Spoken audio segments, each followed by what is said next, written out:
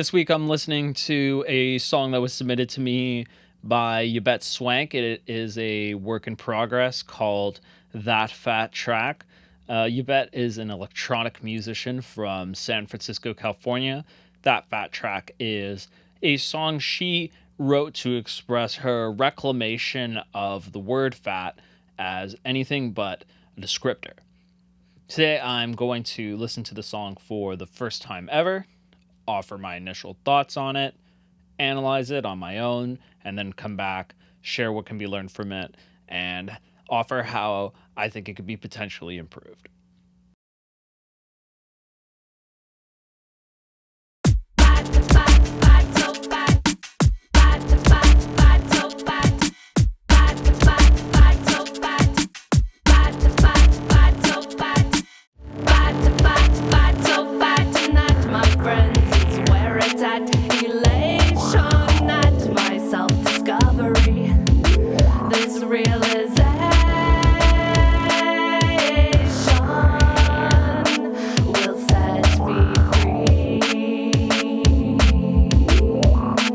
I just finished my first listen of That Fat Track by Yabette, and I really enjoyed it. Very fun song, very catchy. It's not the type of music that I would typically listen to, and so for that reason, it was a nice switch up from what I hear on an everyday basis. The mix was really fantastic, super clean. Not much I can really say about it other than it sounds professional grade. And not only that, but because it's one thing to have a mix that sounds good, but the way Yabette was mixes the mixing elements with the musical elements themselves and has them sort of intertwining together. And she has it all being executed in this very intricate and complex way that has it so there's just a lot going on around you at once. And it was really, really fun and stimulating to listen to. This is definitely something that it could be on streaming platforms as is. You could put this out. People would love it. I would literally download it. I already downloaded it to my computer. But I'm going to give it some more listens and analyze it and see what we can learn from it. And we'll see what I come back with. After my initial listening session, I really wasn't sure what I could potentially recommend to improve the song. I noticed that it was really sonically dense, so I decided to explore this aspect of it because I thought maybe there was some section where the instrumentation could be cut back to improve the arrangement. Okay, so to help figure this out, I set up this chart that illustrates all of the primary elements and where they appear and disappear throughout the song. Typically, the song operates in the sort of 5 to 6 element range, with a couple short sections where there's about 3 elements. And in the second half of the song, it builds more towards a 6 or 7 element range. What really stuck out to me while I was making this chart was how complex and detailed Yabette's production is. So, for example, from what I can tell, she uses at least 6 different snare sounds, each one adding its own flavor or something different to the section that it's a part of.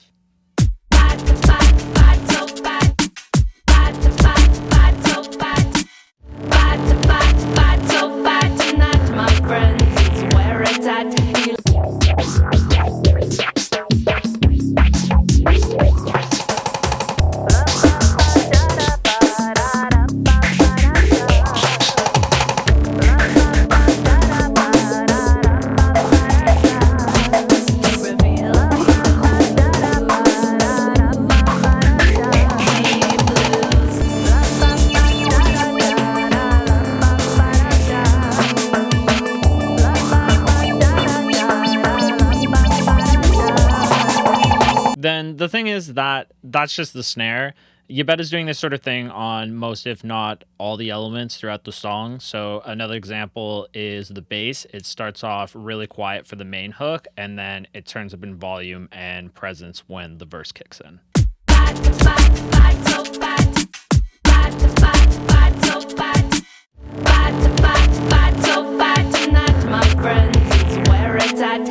Later, we'll see this bass texture change from sort of dirty and grimy to light and bouncy for just a quick 10 seconds.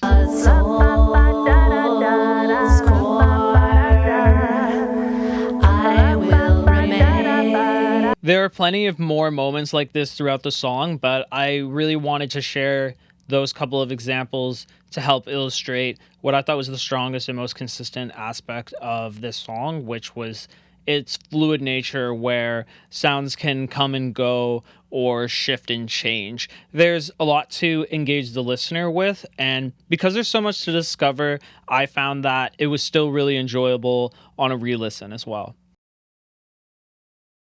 I found 3 areas of feedback that I think we can explore for that fat track. So the first is that there are a couple times where I feel like the vocals are getting just slightly overpowered by the beat, particularly in the verse. Tonight, my friends, it's where it's at.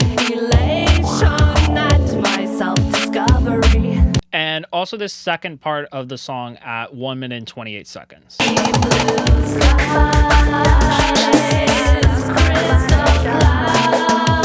Yeah, so very, very minor potential mix issue. I didn't really notice it on my early listens, but it was something that kind of started popping out more to me on the supplementary listens. What I find is really useful to do in these situations is to get an A version and a B version. So basically get one version of the track and export that where you haven't made any changes to it, and then make some changes to it and export that version. And then find someone whose musical opinion that you have some trust in and share that with them and see what they think is better. I always find that's the easiest way to sort of carve a path forward. The second area of feedback was something that I'm not sure it's absolutely essential, but I think it's possible there's room for more experimentation with the vocal processing, primarily in terms of what's being done with the environment. As I mentioned in the analysis section of this video, everything in the song has a lot of dynamicness and motion to it, but that was something that I feel like was missing from the vocals sometimes. To help illustrate the type of ideas I think you could be possibly experimenting with here, I re-recorded one of the lines from the song. And so just to hear what the original sounds like, we're going to play that first. This realization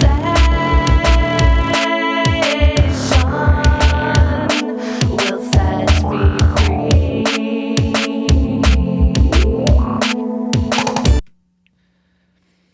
Okay, so then this is the version that's just my vocals. I went with the solo vocals just so you can really clearly hear the stuff I'm describing here.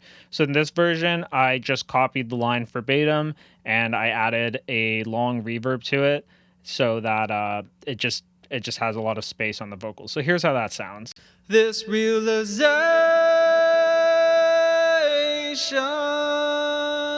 will set me free. So I think that's more or less what's being done on the original. What I did in this first version, where I changed some stuff, is that I added some automation to the reverb, just so that the reverb is slowly turning up on the word realization and then turns back down for set me free. And then what that does is it makes it sound like the room is kind of growing around the singer as they're saying realization.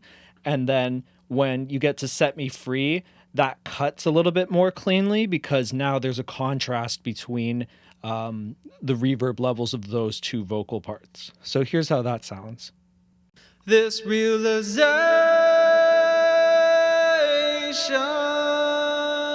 will set me free.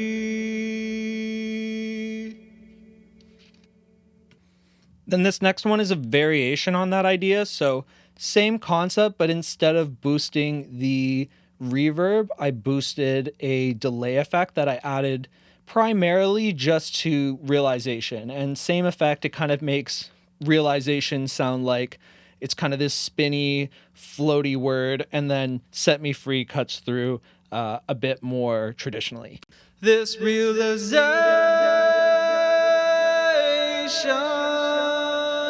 will set me free.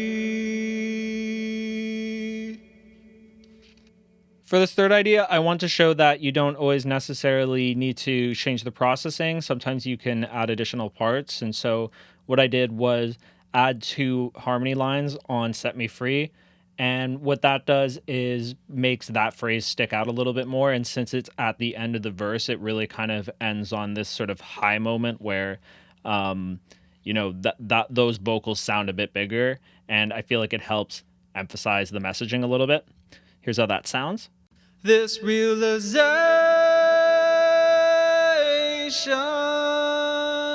will set me free.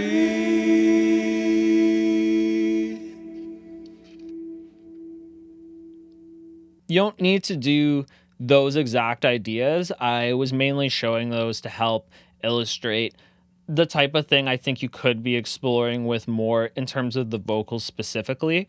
Like I mentioned before, there's a lot of this type of stuff happening on the drums and bass and synthesizers, and it just felt like the vocals were just not as touched in the same way. And so if you're looking for a way to improve the song, this is something that I think you could do some exploration on for sure. My last piece of feedback was in regards to this little vocal hook that happens from about 1 minute and 5 seconds to 2.5 minutes. Let's just play a little bit of snippet of that so you can hear what I'm talking about.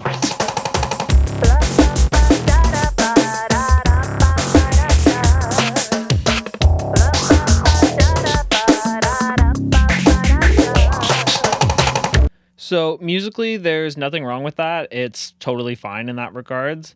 The observation I made about it was just sort of going back to my density chart here is that in this song, the only elements that are really ever present through most of the song are the kick, some variation on the snare, and the bass. And this vocal idea, the la ba ba, it's sort of the only element that is really around for an extended period of time. But despite that, it doesn't really change very much. So if we just go and hop over to it and we just jump every 10 to 20 seconds or so, you'll hear that everything around it changes a lot, but it remains more or less the same.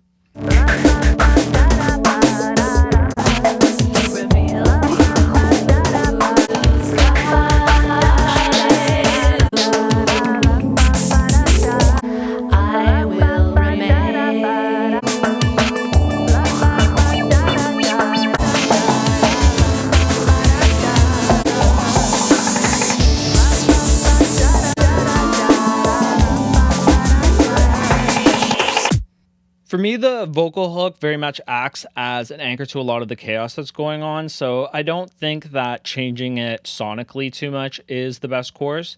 I think to deal with some of the staticness of it, the best option would be to cut it out in certain parts.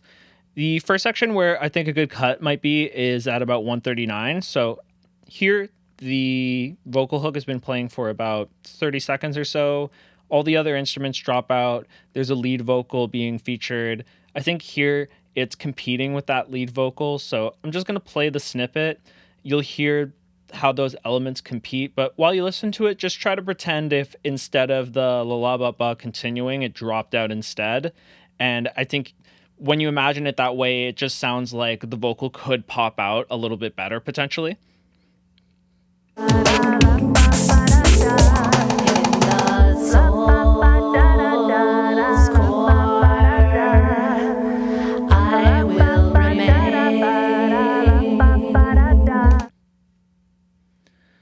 And then I think you have a couple options for where you could bring it back.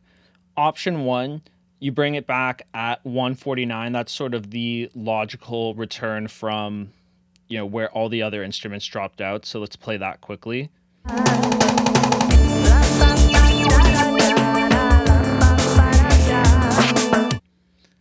What I like instead is not having it come back there and instead having it come back about 10 seconds later at the 2-minute mark.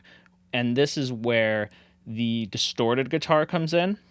And so what I think that would do is from where it hypothetically drops out at that lead vocal part, it's been gone for about 20 to 30 seconds. So really nice break from it. and then it comes back at this really high point in the song. And then not only that, but it increases the density level in a more dramatic way than it's changed in other parts of the song. So I think there's some new things happening with the density potentially by doing that as well. So let's just play that. This is where hypothetically I think dropping it back in could be good.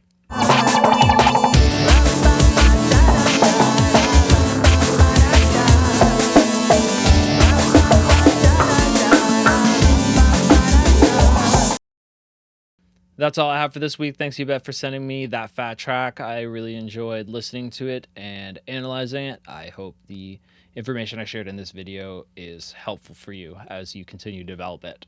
If you want to hear the song in its entirety, I have a link to it in the description of this video. And then if you're like Yabette and you have a demo or an in-progress song or an already released song that you want to get thoughts on or have reviewed or get feedback on from me, there is a form where you can submit that song to me in the description of this video. I would love to check out your song, offer my thoughts on it, see what we can do to potentially make it better. Thanks for watching this week's video, and tune in next week to see what I get sent next.